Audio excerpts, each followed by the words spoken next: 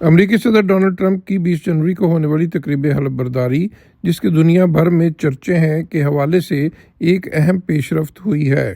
اب یہ تقریب حلف برداری کانگریس کی بلڈنگ کے سامنے کھلے میدان کی بجائے کانگریس کی بلڈنگ کے اندر روٹینڈا کے ایریا میں منعقد ہوگی۔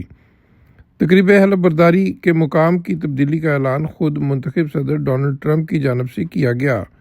تقریب حلف برداری کے مقام کی تبدیلی کی بنیادی وجہ امریکی دارالحکومت واشنگٹن ڈی سی میں 20 جنوری کو شدید سرد موسم کی آمد کی وجہ سے کیا گیا۔ بتایا گیا ہے کہ سوموار 20 جنوری کو واشنگٹن ڈی سی میں درجہ حرارت -12 ڈگری سینٹی گریڈ سے بھی نیچے جانے کا امکان ہے۔ اس شدید ترین سرد موسم کو پیش نظر رکھتے ہوئے کانگریس کی جوائنٹ اناگرل کمیٹی کی جانب سے صدر ٹرمپ اور ان کے وائس پریزیڈنٹ سے استدعا کی گئی تھی کہ تقریب حلف برداری کے مقام کو تبدیل کر لیا جائے، جسے منتخب صدر ڈونلڈ ٹرمپ نے قبول کیا اور فیصلہ کیا کہ اب یہ تقریب حلف برداری کانگریس کی بلڈنگ کے اندر روٹینڈا کے ایریا میں منعقد ہوگی۔ واضح رہے کہ کانگریس کی بلڈنگ کے اندر روٹینڈا کا ایریا ایک مخصوص تعداد میں لوگوں کی کھڑے یا بیٹھنے کی گنجائش رکھتا ہے، لہذا پہلے تقریب حلف برداری جس میں ہزاروں افراد، اہم شخصیات کے علاوہ لاکھوں امریکی عوام اور صدر ٹرمپ کے سپورٹرز نے شرکت کرنی تھی، اب اپنے مقام کی تبدیلی کی وجہ سے اپنے انعقاد کے حوالے سے انتہائی محدود ہو جائے گی۔ ایک خیال کے مطابق روٹینڈا کے ایریا میں تقریباً 300 سے 800 لوگوں کے بیٹھنے کی گنجائش ہے۔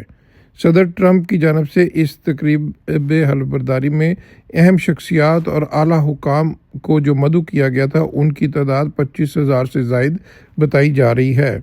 US سیکرٹ سروس کی جانب سے تقریب حلف برداری کے مقام کی تبدیلی کے بعد اب نئے مقام پر سیکورٹی کے انتظامات کو حتمی شکل دیے جانے کے حوالے سے اہم اقدامات کیے جا رہے ہیں۔ صدر ٹرمپ کی جانب سے یہ بھی اعلان کیا گیا ہے کہ کانگریس کی بلڈنگ کے کچھ فاصلے پر واقع کیپٹل ون ارینا، جس میں کچھ ہزار افراد بیٹھ سکتے ہیں، وہاں پر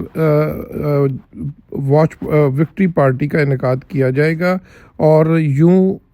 جو لوگ اوپن ایئر میں شریک نہیں ہوئے ان میں سے منتخب لوگوں کو کیپٹل ون ارینا میں داخلے کی اجازت دی جائے گی اور وہ ایک واچ پارٹی کی حیثیت سے وہاں پر تقریب منعقد ہوگی۔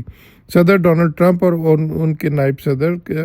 کانگریس کی بلڈنگ کے اندر اپنے عہدوں کا حلف اٹھانے کے بعد کیپٹل ون ارینا جائیں گے اور وہاں سے وہ بذریعہ بڑی ٹیلی ویژن سکرینوں سے اپنے سپورٹرز اور